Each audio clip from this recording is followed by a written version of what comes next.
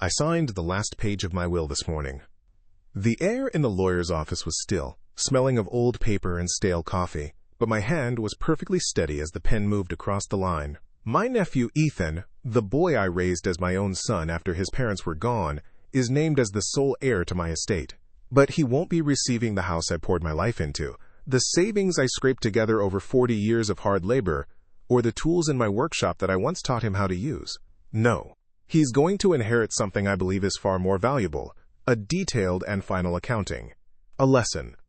You might be thinking, what kind of man does that to the only family he has left? It's a fair question, and the answer is complicated. It's a story that began with a solemn promise I made to my brother and ended with a wedding invitation that never arrived in my mailbox. A story of sacrifice, and ultimately, a betrayal so cold it could freeze the sun.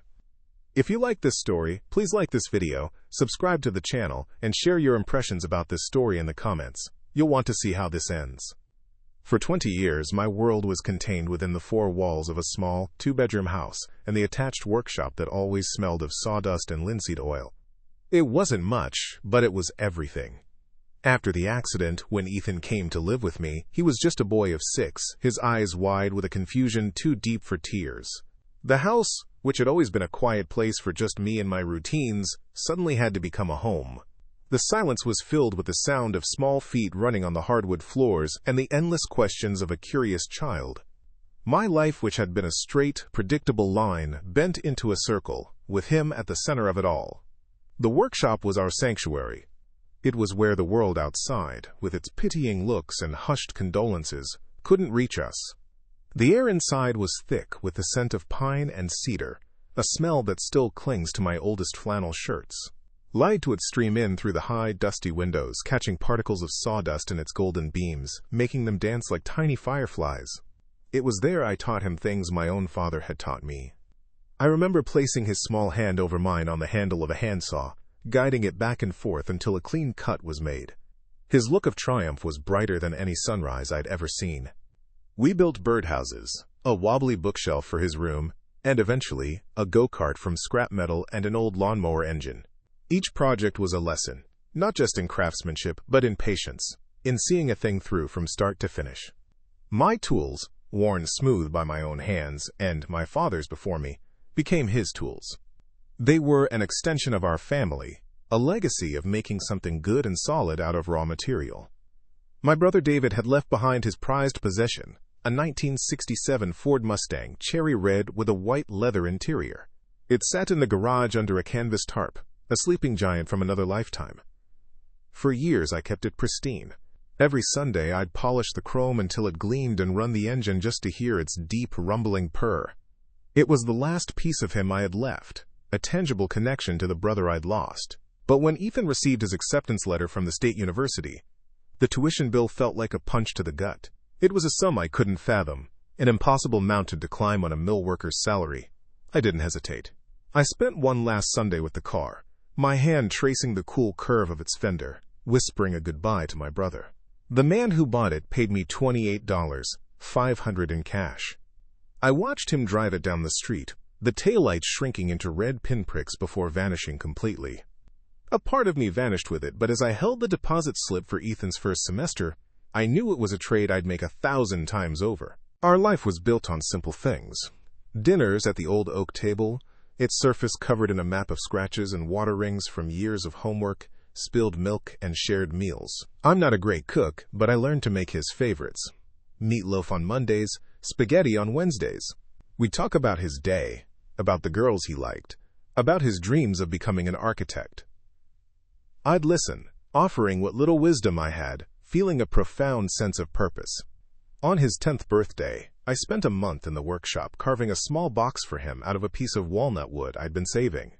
It was simple, with his initials, EJM, carved on the lid in a script I'd practiced for hours.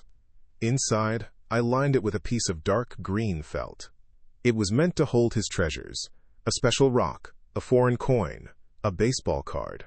When he opened it, his face lit up.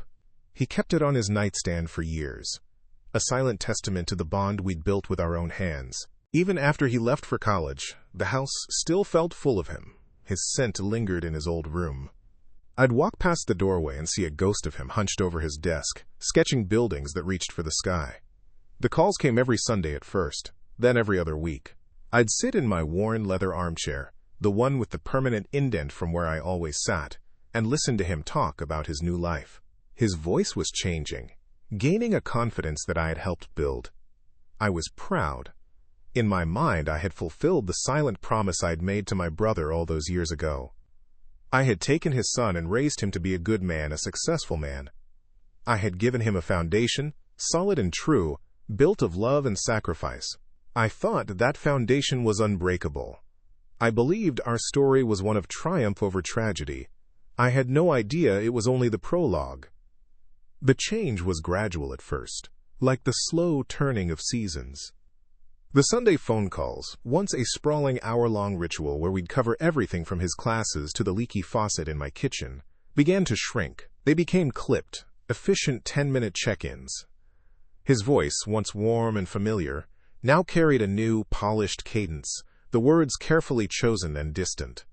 He was busy, he'd say. Internships, networking events, study groups. I understood. I wanted him to be busy, to be successful.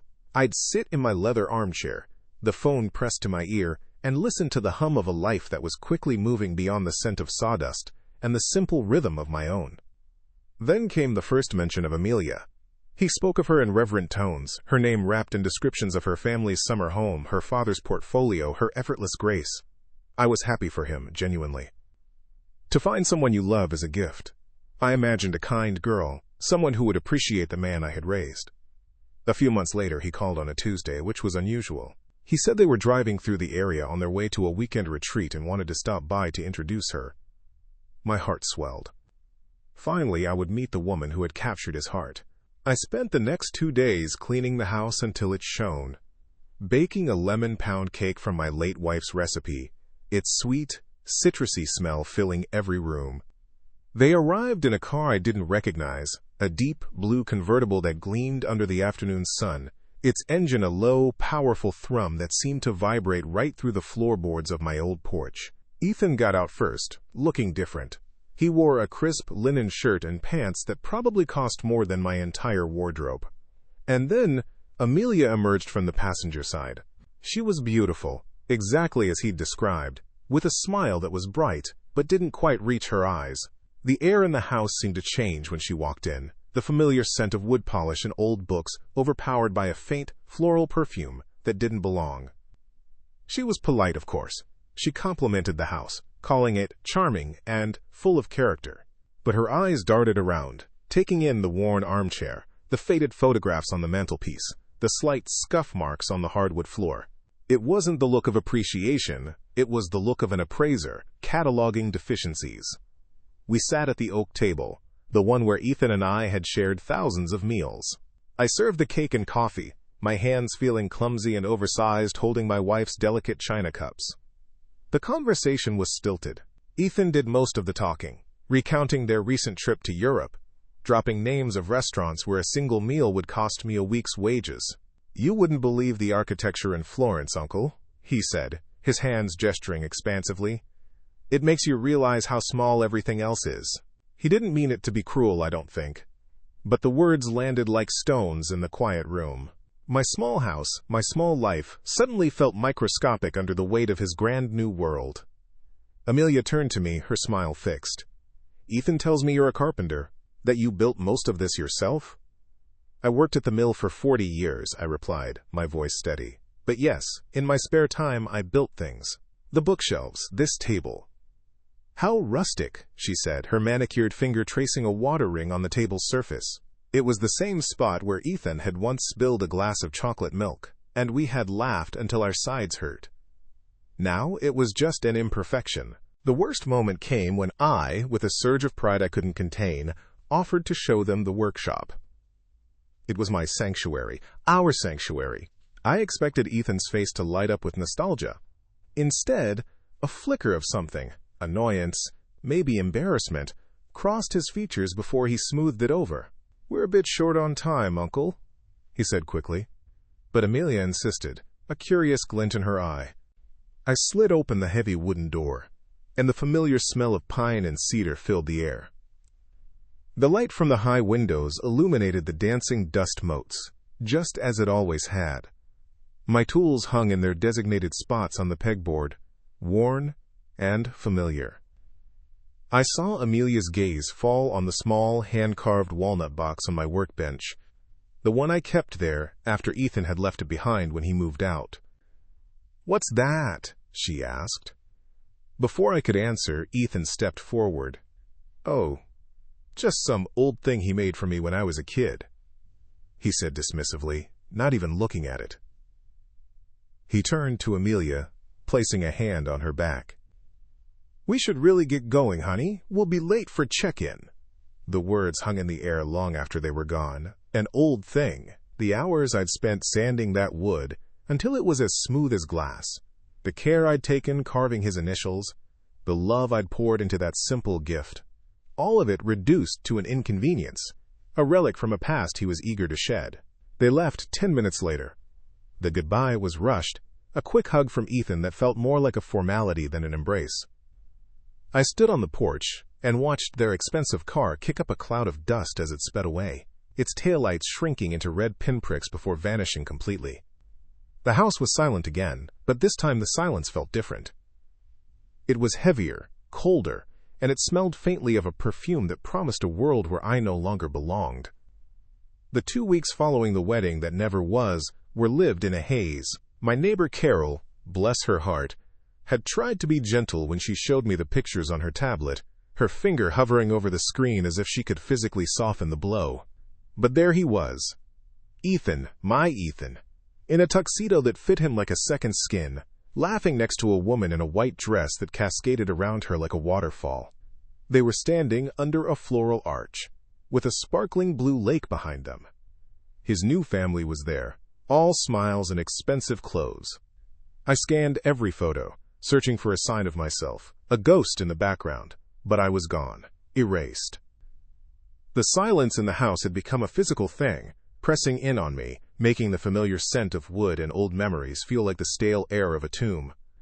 I stopped checking the mail with any hope. The daily ritual became a mechanical act, my hand reaching into the cool metal box and pulling out nothing but bills and junk mail. I'd sit in my leather armchair, the one with the deep indent from a lifetime of use, and stare at the phone, willing it to ring with an explanation, an apology, anything. But it remained silent. The quiet was broken on a Tuesday afternoon. The phone rang, its shrill cry cutting through the stillness like a siren. My heart leaped into my throat. It was his number. I let it ring 3 times before my hand, trembling slightly, picked up the receiver. "Hello," I said, my voice hoarse. "Hey, Uncle, it's me." His voice was breezy, casual, as if we had spoken just yesterday. There was no apology in his tone, no hint of shame, just business. "Listen, I'm a bit short on time, but I wanted to give you a heads up. My lawyer is sending over a letter, just a bit of paperwork for you to look at." I gripped the phone tighter, the plastic creaking under the pressure. "A letter? What kind of paperwork?" "It's nothing major," he said, a dismissive wave in his voice. "It's a power of attorney agreement. Amelia's father says it's standard practice for managing family assets. It just makes things easier, you know? At your age, these things can get complicated. This way, I can handle the property taxes, the utilities, all that stuff for you. Streamline things." The words hung in the air, each one a small, sharp icicle. Power of attorney. Advancing age. Family assets. He wasn't talking to his uncle. He was talking to a line item on a spreadsheet. My house, the one I built additions onto with my own 2 hands, the one where I'd tucked him into bed every night for years, was now just an asset to be managed. "You want me to sign over control of my house? Of my savings?" I asked, my voice dangerously calm. "It's not like that," he said, a hint of impatience creeping in. "It's for your own good. That old house is a lot to maintain. We're just looking out for you." We. The word struck me harder than anything else. He and his new, wealthy family were looking out for me. The man who sold his brother's legacy to send him to college. The man who worked double shifts at the mill until his back screamed in protest. needed looking after. The absurdity of it was a bitter pill. I took a slow breath, the air burning in my lungs. There was one last question I had to ask, the one that had been eating me alive in the silent hours of the night. "Ethan," I said, my voice low and steady, "why wasn't I at your wedding?" There was a pause on the other end of the line. For a fleeting second, I thought I heard a flicker of guilt. I was wrong. "Oh, that," he finally said, the sound of a forced, airy laugh coming through the receiver. "It was a really small affair, Uncle. Very intimate. Mostly just Amelia's family and a few of our close friends from the city. You know how these things are. It was all very formal. You wouldn't have been comfortable." "You wouldn't have been comfortable." The world narrowed to the receiver pressed against my ear. The sounds of the house, the hum of the refrigerator, the ticking of the grandfather clock in the hall, faded to nothing. He wasn't just ashamed of me, he thought he was protecting me from a world I was too simple, too blue-collar, too rustic to understand. The grief that had been a dull ache for 2 weeks didn't turn to rage, it crystallized, it turned into something hard, and clear, and cold. "I see," I said. It was the only thing I could manage. "Great. So you'll look for the letter? It should be there by Friday. Just sign where it's marked and send it back in the prepaid envelope. Talk soon." He hung up. I stood there for a full minute, holding the dead phone to my ear, listening to the dial tone. Then I gently placed it back in its cradle. I didn't shout. I didn't throw anything. I walked out of the living room, through the kitchen, and slid open the heavy door to my workshop. The familiar scent of sawdust and linseed oil wrapped around me like an old friend. My eyes fell on the small, hand-carved walnut box sitting on my workbench. The wood was smooth, the initials EJM still sharp after all these years. An old thing. A relic from a life he was trying to bury. He hadn't just forgotten me at his wedding. He had tried to bury me while I was still breathing. He saw an old man, an obstacle, an asset to be managed before it became a problem. He thought I was just an old carpenter, good with his hands but slow in the head. He was about to learn that the same hands that can build a house, piece by piece, can also dismantle one. And I would do it with the same patience, the same precision, and the same unwavering focus I had used to build his entire life. I stood in the quiet of my workshop for a long time after the phone call, the scent of cedar and oil filling my lungs. The grief that had been a heavy, suffocating blanket for weeks was gone. In its place was a profound and chilling clarity, as if a winter wind had swept through my soul, leaving everything sharp-edged and frozen in place. There was no rage. Rage is a hot, messy fire that burns itself out. This was different. This was the cold, patient certainty of a craftsman measuring a piece of wood for a final, perfect cut. They saw an old man, a sentimental fool clinging to a past they had already discarded. They thought this would be easy. They were about to find out how wrong they were. I didn't storm back into the house. I didn't punch a wall or curse his name.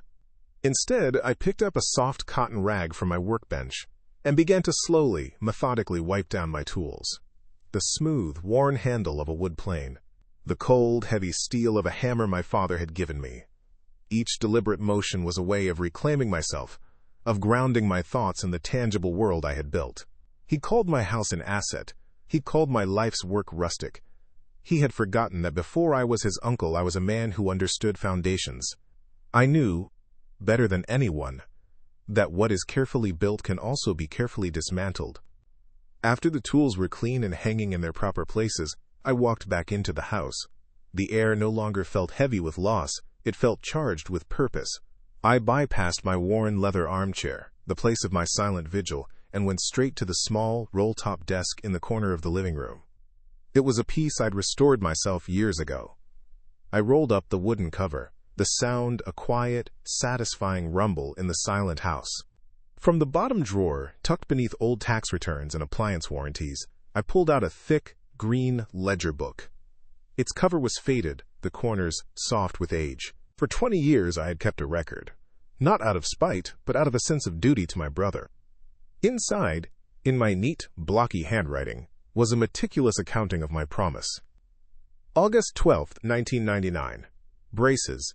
Dr. Miller, minus $3, $250. June 4, 2007. Used Toyota Corolla. down payment minus $1, $500. And the largest entry, dated September 1st, 2011, university tuition, first semester minus $28, $500. The exact price of my brother's Mustang. I ran my finger down the columns of numbers, each one a monument to a sacrifice he had deemed inconvenient. He wanted to manage my assets. Fine. It was time to present him with an invoice for his. I picked up the phone, my hand perfectly steady this time, and dialed a number I knew by heart. "Frank?" I said when he answered. "It's me. I need to make an appointment. We need to talk about my will, and I need you to be very, very thorough." My meeting with Frank Miller wasn't in a sterile high-rise office. It was in the same small brick building his father had practiced law in, a place where the worn leather of the client chairs held the impressions of half a century of town secrets and troubles. The air smelled of old paper and the faint, pleasant scent of lemon polish. Frank, a man whose hair had gone gray alongside my own, listened without interruption, his hands steepled under his chin. I laid out the story, not with emotion, but with the flat precision of a man reading a blueprint. I finished with the phone call, the request for power of attorney, and Ethan's final, damning words, "You wouldn't have been comfortable." Frank let out a long, slow breath. "So you want to fight him? We can file an injunction. We can argue undue influence from the new family." I shook my head, my gaze steady. "No, Frank. I'm not looking for a fight. A fight is what he expects. A fight is messy and loud, and it ends. I'm looking for a final statement. A lesson in accounting that can only be delivered in perfect silence." I slid the green ledger across his polished mahogany desk. "I want to formalize this. Every penny. I want it notarized, witnessed, and attached as an addendum to my will. We'll call it Exhibit A, a record of investment." The next 3 days were a quiet storm of activity. I spent hours at my oak table, the surface that held the ghosts of our shared meals, now covered in a sea of paper. I went through the green ledger, page by page, transferring 20 years of my life onto clean, white sheets. Each entry was a small stab of memory. August 12, 1999. Braces, Dr. Miller minus $3, $250. My back had ached for a month from the overtime I worked to cover that. May 12, 2004. Emergency wisdom tooth removal minus $450. I remember him looking so small and scared in the recovery room. September 1st, 2015. Security deposit and first month's rent. His first apartment, minus $2, $200. I drove the U-Haul myself. The final entry was the largest. September 1st, 2011. University tuition. First semester minus $28, $500. The price of a cherry red Mustang. And the last tangible piece of my brother. I didn't add interest. I didn't add a single cent for the sleepless nights, the missed opportunities, or the love. The final tally came to $112, $874. It was a cold, hard number, a monument to sacrifice. On Thursday, October 5th, I had the 17-page document notarized. It felt as heavy as a gravestone in my hands. My next stop was the Midland Valley Savings and Loan. It's the same bank where I opened Ethan's first savings account, with a crisp $20 bill for his 7th birthday. I sat down with Mrs. Gable, a woman who had known me since I was a young man with dark hair and grease under my fingernails. I explained that I wanted to restructure my finances. My main savings account, number 7704B, held the bulk of my life's earnings, $187, $452.18. I instructed her to transfer the entire balance, leaving only the required minimum of $50, into a newly created irrevocable trust. Frank had already drawn up the papers. The trust had a simple, clear name, the David Miller Memorial Fund, named for my brother. Its sole purpose, as stated in its charter, was to provide scholarships for local trade school students. The transfer would be final in 10 business days. Mrs. Gable looked at me, her eyes soft with a question she was too polite to ask. I simply smiled and said, "It's time to invest in the next generation of builders." The house was the final and most important piece. It was more than wood and nails. It was the vessel that held my life. On Friday morning, I signed a quitclaim deed. For a filing fee of $75, The ownership of 412 Chestnut Street was transferred from my name to the trust. As I pushed the document across the table to the county clerk, my eyes drifted out the window. I could almost see the ghost of a pencil mark I'd made on the kitchen doorframe, the one that read, Ethan, age 10. He had stood so straight and proud that day, puffing out his chest to try and be taller. Now, with a simple signature, the house where he grew up, the asset he was so eager to manage, was no longer mine. It belonged to the memory of the man who gave him life, and it would be used to help young men and women who still understood the value of working with their hands. The letter from Ethan's lawyer arrived that afternoon just as he said it would. It was on thick, creamy paper that felt expensive to the touch. The power of attorney document was dense with legal jargon, but its intent was brutally simple. It would give him total control. I left it on the table for a day before I called him. He picked up on the second ring. "Uncle, did you get the papers?" he asked, his voice sharp with impatience. "I did, Ethan," I said calmly. "It's a lot to take in. I'm having Frank look it over, just as a formality. You know how he is, always dots his I's." There was an audible sigh on the other end. "Frank? Is that really necessary?" "It's a standard form. Don't let him run up a huge bill. It's all coming out of the same pot in the end, right?" His words, so full of casual, arrogant assumption, were the final confirmation I needed. The pot he thought he was inheriting was already empty. "Of course, son," I said, my voice smooth as polished walnut. "I'll let you know when it's done." That evening I went back to my workshop. The plan was in motion. The pieces were moving on the board, silently and precisely. I picked up the small, hand-carved box from the workbench, its surface cool and familiar in my palm. The initials EJM seemed to catch the low light.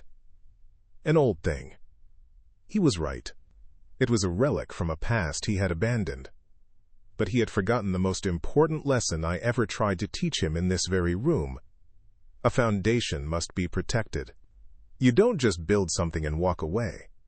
You have to build retaining walls, install drainage, and ensure the ground you stand on won't be washed away by the first storm. My storm had come, and my walls were now in place. They were quiet, invisible, and utterly unbreakable. The 10 business days that followed felt like the quietest of my life. It was the kind of deep, profound silence that falls after a storm has passed, when the air is clean and the world seems to hold its breath. I wasn't waiting in anguish or anticipation. I was working.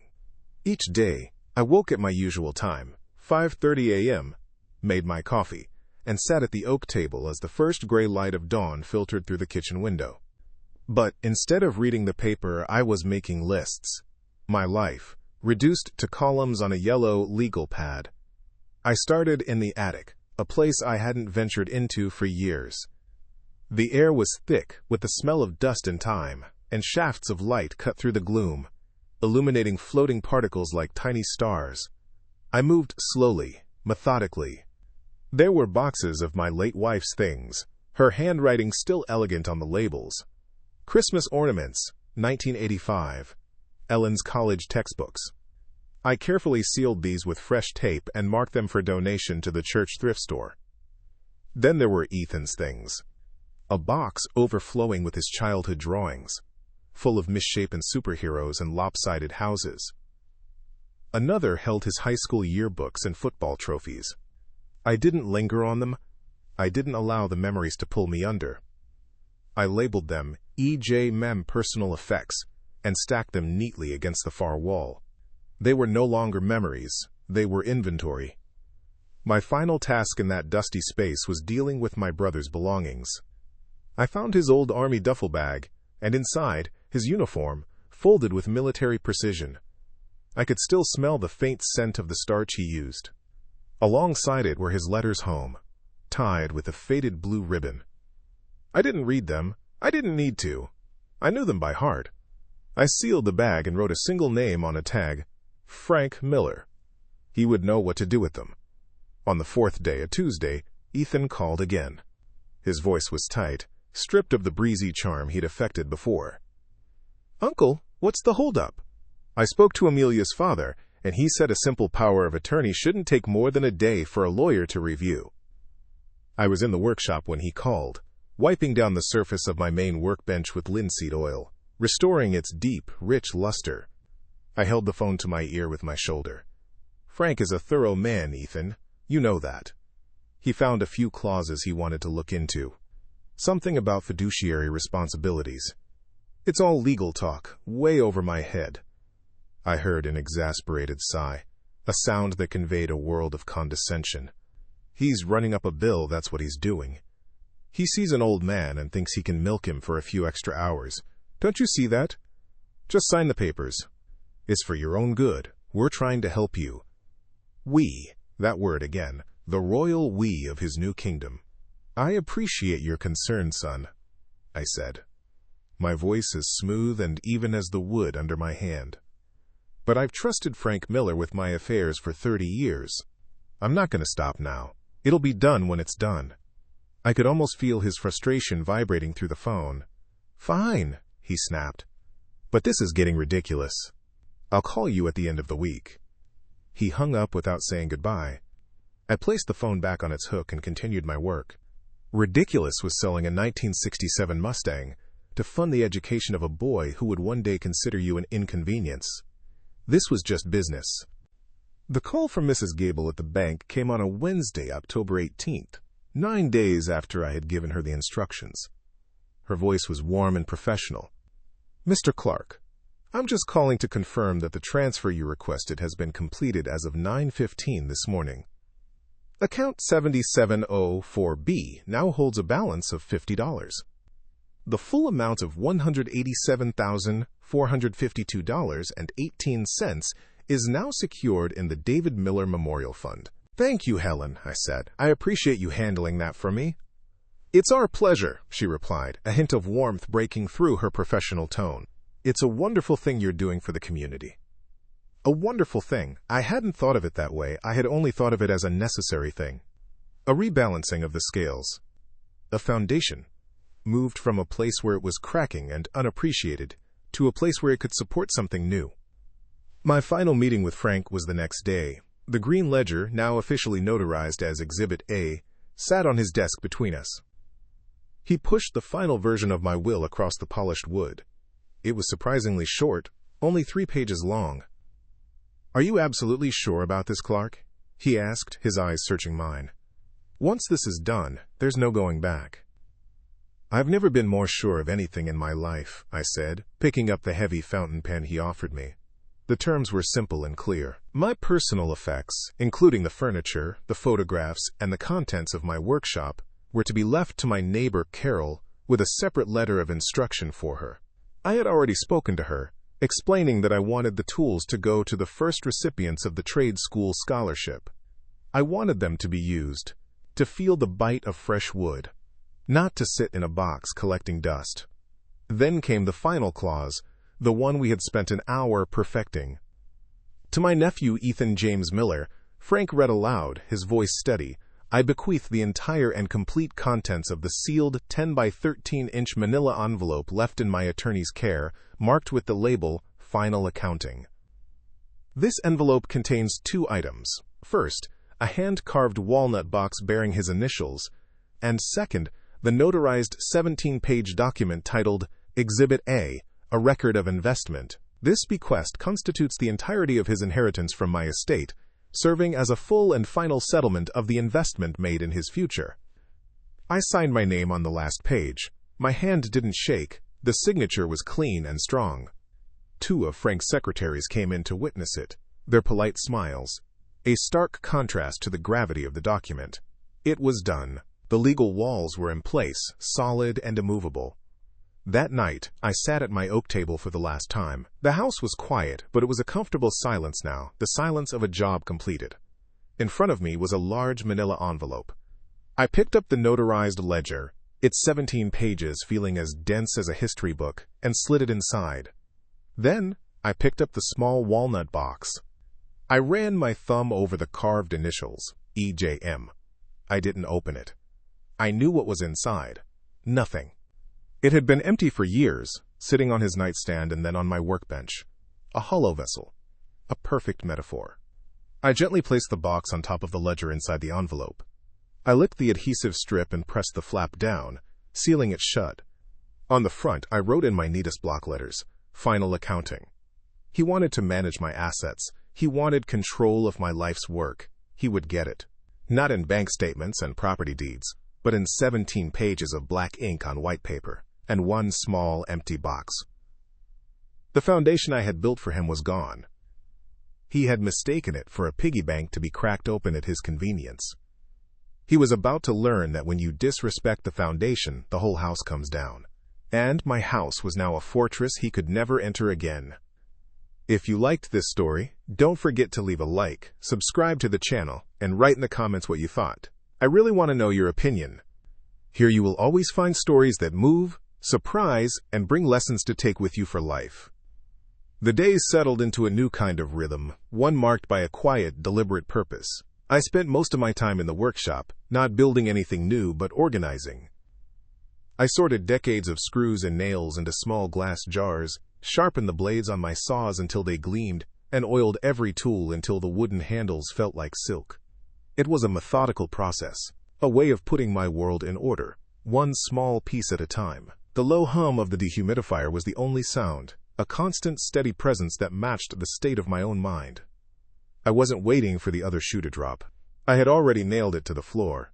It had been a week since our last clipped phone call when he showed up unannounced. I saw the car first, a sleek, silver sedan that looked alien parked on my gravel driveway. It was late afternoon, and the setting sun gleamed off its polished hood. He got out, dressed not in a suit, but in expensive casual wear, a dark polo shirt and tailored chinos. He looked like he was stopping by on his way home from the golf course. He didn't knock. He used the key I'd given him when he was 16, the one he was supposed to use for emergencies. The sound of it turning in the lock felt like a violation. I heard him call my name from the kitchen, his voice laced with a forced, cheerful patience. "Uncle, you here?" I didn't answer. I just stood in the doorway of my workshop, wiping my hands on a rag, and waited for him to find me. He walked in, his expensive leather shoes looking absurd against the sawdust-covered concrete floor. He stopped short when he saw me, his smile faltering for a second. "There you are," he said, recovering quickly. "I was in the area, thought I'd see what the holdup was in person." He gestured around the workshop. "Looks clean in here." "I've had some time on my hands," I replied, my voice even. I didn't invite him to sit. I didn't offer him a drink. I just stood my ground. His eyes scanned the neat rows of tools, the organized jars, the clean workbench. A flicker of something, confusion, maybe suspicion, crossed his face. "So what is Frank playing at?" he asked, getting straight to the point. Amelia's father, a man who understands how these things actually work, by the way, says there is no reason for this delay. It's a standard form. You sign it, I file it, and we move on. It's simple. "It's not simple to me, Ethan," I said calmly. "This is my house, my life savings. Frank is making sure my interests are protected." He let out a short, incredulous laugh. "Your interests? I am your interest. I'm your family. Who do you think is going to look after you, him? He's a small-town lawyer looking to bill you for every second he can." He took a step closer, his voice dropping into a conspiratorial tone. "Look, I know this is a big change, but you have to see the bigger picture. This place, this land is a gold mine. The property value has tripled in the last 10 years. But the house itself," he looked around, a dismissive wave of his hand taking in the home he grew up in. "It's falling apart. It needs a new roof. The wiring is ancient. It's a money pit. We can manage it, sell it, and invest the money properly. Set you up somewhere comfortable, somewhere maintenance-free." The words hung in the air, thick with the smell of fresh-cut oak and his faint, expensive cologne. He wasn't just talking about a house. He was talking about dismantling my life, my memories, and selling them off for parts. He saw a plot of land, not the doorframe where I'd marked his height every year on his birthday. He saw a depreciating asset, not the kitchen where I'd taught him how to make my wife's spaghetti sauce. "My interests are fine right where they are," I said. The quiet in the workshop was absolute. His face hardened. The mask of the concerned nephew slipped, revealing the cold, impatient man underneath. "This is ridiculous," he hissed, his voice low and sharp. "You're being stubborn. What, because of the wedding? Is that what this is? You're punishing me because you didn't get an invitation? It was a simple oversight, a matter of logistics. You can't let a little sentimental nonsense get in the way of smart financial planning. Sentimental value doesn't pay the bills, Uncle. There it was. The truth, laid bare on my workshop floor. A simple oversight. Sentimental nonsense. He had weighed 20 years of my life against a wedding invitation list, and found my name disposable. He had valued my sacrifices at zero. I looked at him, at the stranger wearing my nephew's face, and I felt nothing. Not anger, not sadness, just a vast, empty distance. I folded the rag in my hands into a neat square and placed it on the workbench. I looked him directly in the eye. The conversation about the power of attorney is between me and my lawyer. When he has completed his review, you will be notified. His jaw clenched, and a dull red flush crept up his neck. He saw that his arguments, his condescension, his veiled threats, none of it was working. He was pushing against a wall he didn't even know was there. "You're making a mistake," he said, his voice tight with fury. "I didn't raise my voice. I didn't have to. This is my house, Ethan. And this conversation is over. You can see yourself out." He stared at me for a long moment, his eyes filled with a mixture of disbelief and rage. He had come here expecting to intimidate an old man into signing a piece of paper. He was leaving with nothing. He turned without another word, his shoulders stiff, and stalked back through the house. I heard the front door slam shut, the sound echoing through the rooms that were no longer his to claim. I stood in my workshop, the place where I had built his world, and watched through the dusty window as his silver car kicked up a plume of gravel and sped away, disappearing down the road. The silence that returned was not empty. It was solid. It was the silence of a foundation, perfectly set and ready to bear any weight. The meeting was set for 10 a.m. on a Monday morning in Frank Miller's office. The room was a time capsule, smelling of old leather, lemon polish, and the faint, sweet scent of pipe tobacco from Frank's father, who had sat behind the same heavy oak desk 40 years prior. Sunlight streamed through the tall, wavy glass windows, illuminating the dust motes that danced in the still air. I was there at 9:45, seated in one of the deep burgundy leather chairs that sighed when you sat in them. I felt perfectly calm. My part in this was already done. All that was left was the final performance. They arrived at 10:15, a calculated display of their own importance. Ethan walked in first, a look of strained patience on his face. Amelia followed, a vision of cool elegance in a cream-colored pantsuit, a large leather tote bag clutched in her hand.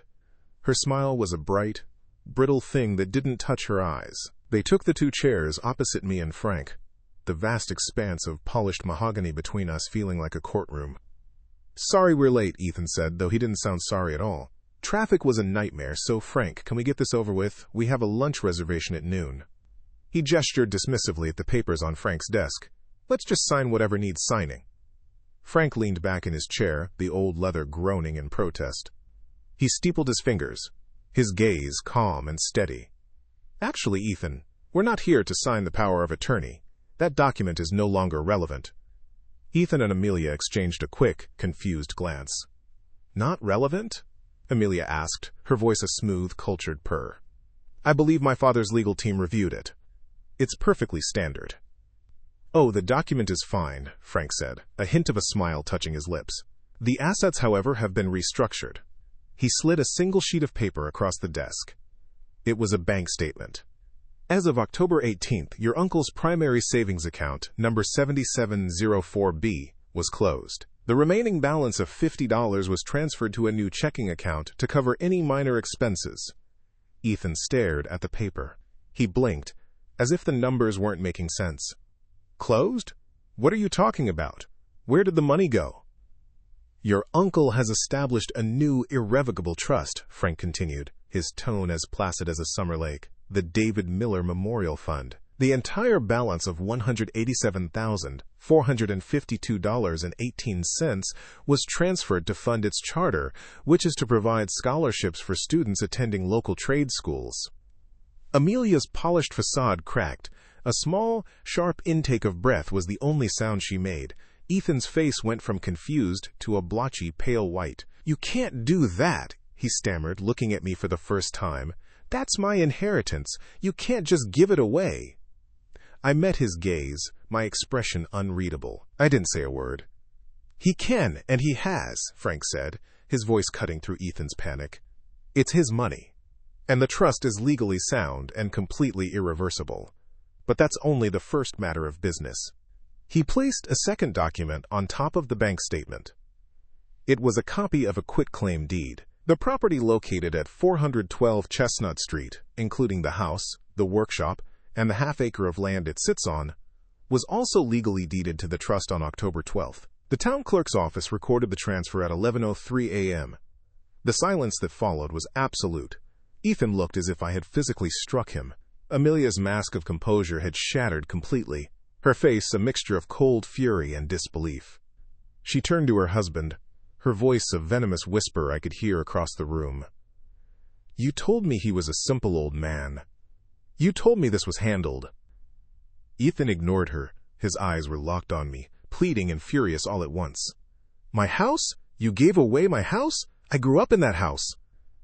It was then that I finally spoke. My voice was quiet, but it filled the silent room. "No, Ethan, you grew up in my home, and I built that home on a promise I made to your father.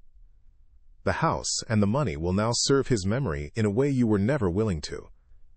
His anger finally boiled over. He slammed his hand on the desk, the sound cracking like a gunshot in the quiet office. "This is because of the wedding, isn't it? You're doing all this to punish me. It was a mistake, an oversight." "An oversight," I repeated, the words tasting like rust. "You called 20 years of my life sentimental nonsense. I've simply taken that sentiment and invested it elsewhere." Frank cleared his throat, bringing the proceedings to a close. He picked up the thick manila envelope that had been sitting at his elbow and slid it to the center of the desk. My block lettering on the front was stark and clear. "Final accounting." "Your uncle has not forgotten you in his will, Ethan," Frank said formally. "He has left you this. It constitutes the entirety of your inheritance." Ethan stared at the envelope as if it were a snake. He knew. In that moment, he knew exactly what was inside. The price of his education, the cost of his childhood, the weight of every sacrifice I had ever made for him, all tallied up on 17 pages of paper, alongside one small, empty, hand-carved box. He didn't reach for it. He just sat there, broken, the fight draining out of him, leaving behind a hollow, defeated man. I stood up, the old leather chair sighing one last time. I nodded to Frank, a silent thank you, and walked toward the door. I didn't look back. I didn't need to. I could feel the weight of their ruin behind me, a silence heavier than any shouting match could ever be. I stepped out into the bright morning sun, took a deep breath of the crisp autumn air, and for the first time in 20 years I felt completely and utterly free. I didn't hear from Ethan after that day in Frank's office. I didn't expect to. The silence he had imposed on me was now his to live with, and I imagined it was far heavier and more permanent than mine had ever been. My life, however, was no longer silent. The house, which had felt like a hollow echo chamber of memory and grief, slowly began to fill with new sounds. The sharp, clean bite of a chisel into fresh pine, the low hum of the sander, the cheerful whistle of the kettle on the stove, a sound I hadn't realized I'd missed. My days found a new rhythm, one dictated not by the ghosts of the past, but by the promise of a future I was building with my own hands. The first meeting of the David Miller Memorial Fund Scholarship Committee was held right at my old oak table. 3 young people sat where Ethan once did his homework, their eyes wide with a mixture of hope and nervous energy. They didn't talk about their father's portfolios or summer homes in Europe. They talked about wanting to learn a trade, to build things that last, to create a life of stability with their own 2 hands. They saw the water rings and scratches on my table not as imperfections, but as character, and they thanked me with a sincerity that was so profound it almost brought me to my knees. The workshop became my sanctuary again, but this time it wasn't a place to hide, it was a place to share. The first scholarship recipient was a young man named Leo, barely 19, with calloused hands and a quiet determination that reminded me of my brother. I gave him the first set of tools, as I'd promised Carol I would, and offered to show him how to use them. Every Saturday morning, he'd show up at 8 a.m. sharp, and the workshop would fill with the scent of fresh sawdust and the easy rhythm of shared work. I taught him how to measure twice and cut once, how to feel the grain of the wood, how to respect the tool in his hand. He listened with an almost reverent attention, soaking up the knowledge like dry earth drinks rain. One afternoon, while we were working on a set of bookshelves for the local library, he pointed to a clean, empty spot on my main workbench. "What used to sit there?" he asked. "There's a faint outline in the wood." I looked at the spot where the small, hand-carved walnut box had rested for years. A ghost of its shape was still visible, a faint square pressed into the aged wood. For a moment, I saw the box in my mind's eye, a hollow vessel filled with nothing but a broken promise. Then the image faded. "Just an old project," I said, my voice clear and steady. "I finished it, and it's where it needs to be." I picked up a piece of sandpaper and handed it to him. "Now, let's smooth these edges. A good foundation needs a perfect finish." That evening, sitting in my worn leather armchair, I realized the house didn't feel empty anymore. It felt complete. I had spent 20 years building a foundation for one person, only to watch him try to sell it for parts. Now, that same foundation was supporting the dreams of many. My legacy wouldn't be a name on a property deed or a number in a bank account. It was in the confident strike of Leo's hammer, in the bookshelves that would hold stories for generations, and in the quiet satisfaction of a life reclaimed. I had given Ethan his final accounting, a ledger of what he had lost. But my own ledger was finally, beautifully in balance. You spend your life building foundations. Some are made of wood and concrete, meant to hold up a house. Others are made of love and sacrifice, meant to hold up a person. I learned the hard way that you can't force someone to value the ground they stand on. When a foundation is disrespected, it doesn't mean it was worthless. It just means it was built for the wrong structure. My final lesson for Ethan wasn't about the money. That ledger, that empty box, they were never about revenge. They were about respect. Not his respect for me, but my respect for myself, for my brother's memory, and for the work of my own two hands. Betrayal can feel like it's erasing you, making you small and invisible, but the truth is, no one can take away your worth unless you hand it to them. I chose to take everything I had built and invest it in people who wanted to build something for themselves. That's the real power we all have. It's not about getting even. It's about getting whole again. You can't control the gratitude of others, but you can always control your own dignity. You can choose to be the architect of your own peace, even after the storm has passed. If you liked this story, don't forget to leave a like, subscribe to the channel, and write in the comments what you thought. I really want to know your opinion. Here you will always find stories that move, surprise, and bring lessons to take with you for life.